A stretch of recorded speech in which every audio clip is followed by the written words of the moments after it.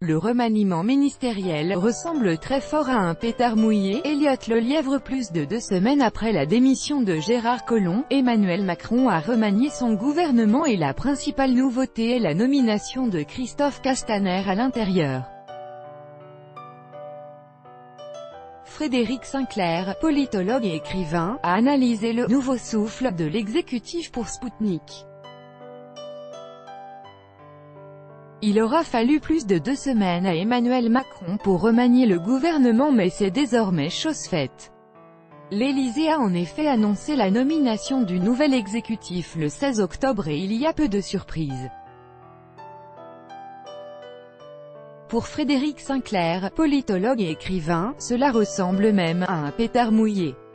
15 jours d'attente pour finalement pas grand-chose. Le signal politique envoyé est dans le meilleur des cas un peu faible. Si on y regarde de plus près, il pourrait être considéré comme contre-productif, explique l'auteur de La droite face à l'islam. L'analyste politique considère que le chef de l'État rompt avec ses promesses de campagne de faire la part belle à la société civile et remarque qu'une des grandes figures venues d'un monde extérieur à la politique a été remerciée dans ce remaniement. La société civile disparaît à la culture. Françoise Nyssen est renvoyée dans ses locaux pour y gérer les questions de déclaration et à la place on promeut un proche de Bruno Le Maire qui n'a pas de compétences particulières dans le domaine de la culture. L'écrivain voit également dans ce remaniement gouvernemental une occasion de calmer les tensions qui commencent à se faire sentir entre La République En Marche et leurs alliés du mouvement démocrate MoDem. Il y a une volonté de prendre mieux en compte le MoDem parce que François Bayrou recommence à devenir critique et donc on lui donne des gages. Ils n'ont actuellement pas besoin du MoDem pour gouverner, mais c'est quand même mieux si la majorité ressemble à une majorité et si le MoDem ne passe pas dans l'opposition. 40 députés, ça fait tout de même un peu de poids. Plus largement, Frédéric Sinclair voit dans ce remaniement le retour d'anciennes pratiques, comme la récompense politique, au détriment de l'expérience et de l'expertise. Il n'y a pas de compétences manifestes, on est dans le calcul partisan, relativement bien tenu d'ailleurs.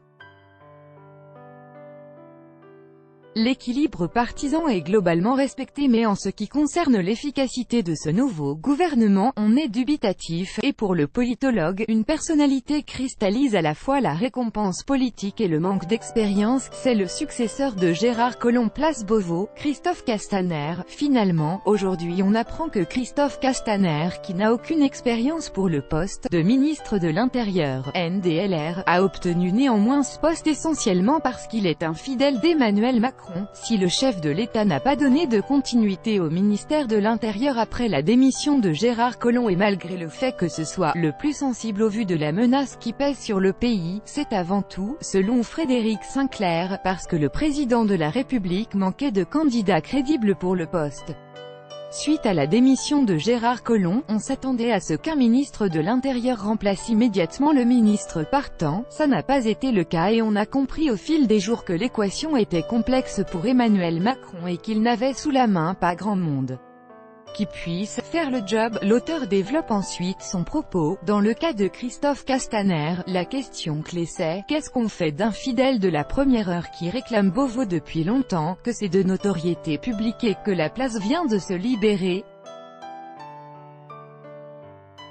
C'est quand même difficile de lui dire non, sauf si on a un ministre politique qui s'impose. Et il ne l'avait pas. La nomination de Christophe Castaner à l'Intérieur est, d'après le politologue, le point le plus important de ce remaniement.